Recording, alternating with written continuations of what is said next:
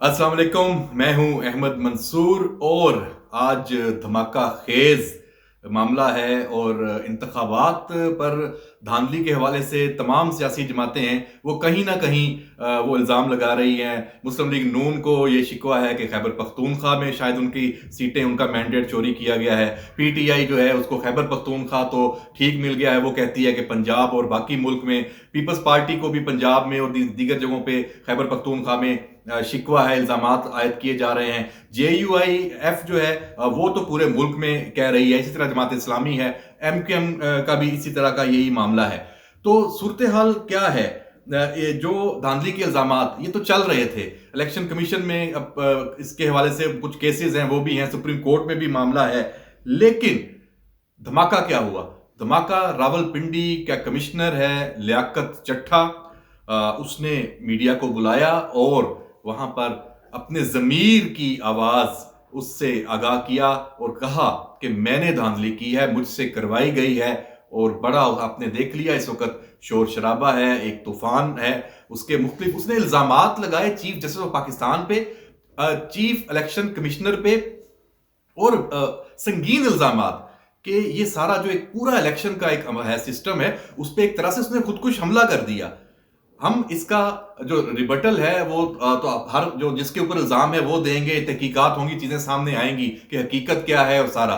लेकिन हमने इस हवाले से कुछ मालूमात इकट्ठी की हैं, हमारे जराए ने हमें इस सारे मामले के कुछ पहलू उनसे आगाह किया है और कुछ हकायक सामने आए हैं, वो बड़े दिलचस्प हैं और ये एक साजिश के ताने बाने जो हैं वो उसमें नजर आ रहे हैं। मैं आपको जो स्क्रीन पे भी आप देख रहे होंगे कुछ तस्वीर हैं, उनके बारे में आगाह करेंगे। लियाकत चट्ठा है कौन और उसने ये क्यों किया, इसके पीछे क्या हो सकता है, कौन कौन से नाम इसमें सामने आ रहे हैं जिससे उसका ताल्लुक था, उससे पहले की जो मुलाकातें हैं वो सामने आ रही हैं कि ये अचानक तो नहीं हुआ, कुछ प्लानिंग है। क्योंकि उसकी 3 वीडियोज हैं, आप देखें, उसने अपने दफ्तर में की है, बाद में गाड़ी के पास, रटे रटाए जुमले हैं, एक ही जुमला बार बार वो कह रहा है। तो इसका मतलब यह है कि पूरी तैयारी के साथ आया। और लियाकत अली चट्ठा के बारे में जो सबसे पहली चीज जो भी सामने आई है, जो हमारे जराए ये बता रहे हैं कि ये PTI का इसने खेल खेला है और इसके शवाहद जो हैं और उसमें बहुत सारी चीजें सामने आ रही हैं। क्यों हम ये बात कर रहे हैं, उसका पूरा बैकग्राउंड देखें। PTI के दौर में उस्मान बुज़दार के करीबी था, फिर उसका जो ताल्लुक है वो प्रॉपर्टी माफियाज के साथ, टाइकॉन्स के हैं प्रॉपर्टी के, उनके साथ। फिर जो कमिश्नर पिंडी की उसकी पोजीशन है, वहां पे उसने जो हाउसिंग सोसाइटीज हैं लाहौर में भी हैं और सारी, उनके साथ उसकी उसकी हाउसिंग के शोबे की पोस्टिंग्स हैं पूरे उस्मान बुज़दार की। आप उसकी पोस्टिंग आप देखें, जो जिसमें वो जहां जहां रहा है, उसमें सबसे अहम वो DG खान में कमिश्नर भी रहा, उस्मान बुज़दार ने उसको लगाया। उसके अलावा उसकी जो सेक्रेटरी हाउसिंग जनूबी पंजाब का पुरकशिश ओहदा उसके पास रहा, DG पंजाब हाउसिंग का ओहदा उसके पास रहा, लैंड माफिया का वो एक पूरा उसका एक नेटवर्क है। और उसके ताने बाने PTI से, उनकी तस्वीर आप देख सकते हैं, उस दौर में सारे उनके साथ हैं। फिर इसका एक जो कजन है वो भी PTI में MNA है। एक खातून से क्या ताल्लुक है, एक आप देख सकते हैं कि गैर मुल्की खातून है, ब्रिटिश नेशनल है। तो जनाब इनके साहबजादे की शादी वहां पे है और वहां भी PTI का जो UK में नेटवर्क है, जिसका वो कहता भी है कि मेरे जमीर है कि मुझे ओवरसीज पाकिस्तान का भी बड़ा प्रेशर है। तो जनाब ये प्रेशर है, वो उसका भी कोई रोल है, भारी इन्वेस्टमेंट है, कहां से आए ये पैसे, कैसे कमाए हैं उसने, तो ये सारी चीजें। फिर रिंग रोड का जो मामला आप देखें, ये कमिश्नर पिंडी है और रिंग रोड आपको नाजरीन याद होगा कि पिछले 4-5 साल में मुतद्दद मरतबा इसमें जो मुन्नत सलाही का भी नाम आता है, पंजाब के दीगर जो अकाबरीन हैं उनका भी है, उस्मान बुज़दार का खास तौर पे। तो रिंग रोड की इंक्वायरीज भी चल रही हैं, 12 केसेस हैं जिसमें लियाकत चट्ठा के खिलाफ है, मेगा करप्शन के केसेस हैं। और डिफेंस लाहौर फेज 8 में भी बड़े पैमाने पर इनके पास प्रॉपर्टी है।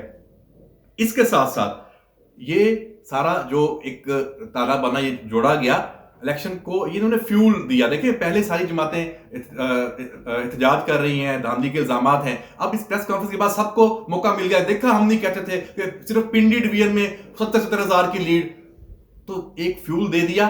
अब यहां से कैंपेन की बुनियाद, ये बिल्कुल उसी तरह है, ये कोई आम बात नहीं है, ये बहुत बड़ी और संगीन, ये नहीं है किसने उठ के प्रेस कॉन्फ्रेंस कर दी है, ये बहुत बड़ी गेम हुई है, बहुत बड़ी साजिश हुई है, पाकिस्तान के आम इंतखाबात पर यह हमला हुआ है और इसको आप देखेंगे इदारों को, चीफ जस्टिस को निशाना बनाया, काजी फायज ईसा को खुद आना पड़ा कि इतना संगीन इल्जाम लगा दिया कि उन्होंने भी, उनका क्या ताल्लुक है आपके साथ, आपका कोई राब्ता हुआ उनके साथ, इस इलेक्शन के सारे दौर में आपने इल्जाम लगा दिए, इलेक्शन कमिश्नर के हवाले से आपका क्या रोल था, कमिश्नर का रोल नहीं बनता।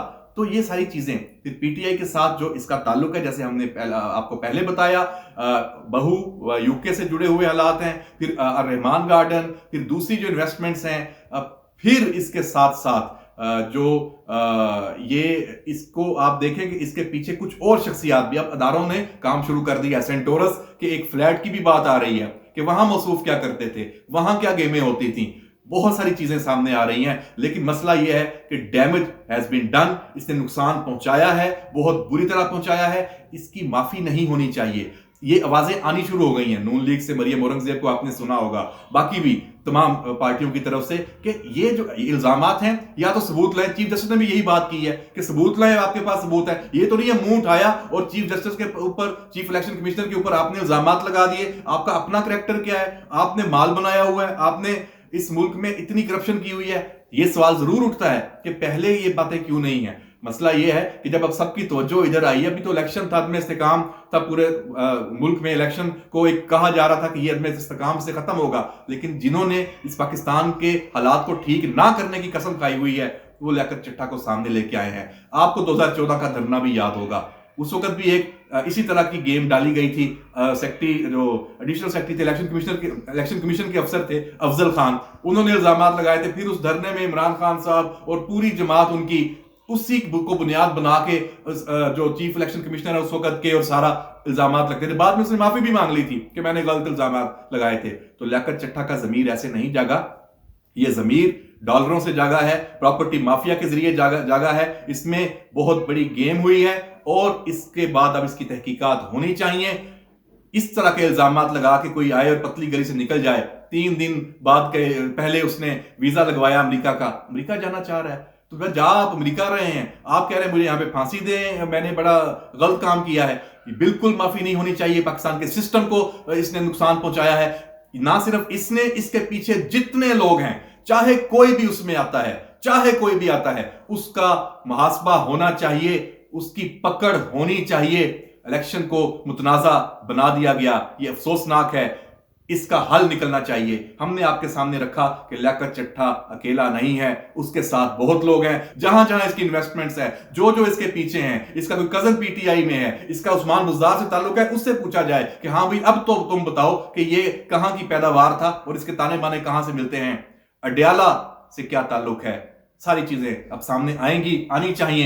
ये कोई छोटी बात नहीं है, ये वाकई, इसको आप कह सकते हैं, ये इलेक्शन के ऊपर वाकई बहुत बड़ा हमला किया गया है, इंतखाबात को मुतनाज़ा बनाने पे। इसको ऐसे किसी सूरत नहीं छोड़ना चाहिए। सुप्रीम कोर्ट पे नजरें हैं, सुप्रीम कोर्ट में ये केस जाएगा तो हम भी देखते हैं कि वहां पे क्या होता है। इजाजत दीजिए, अल्लाह हाफिज।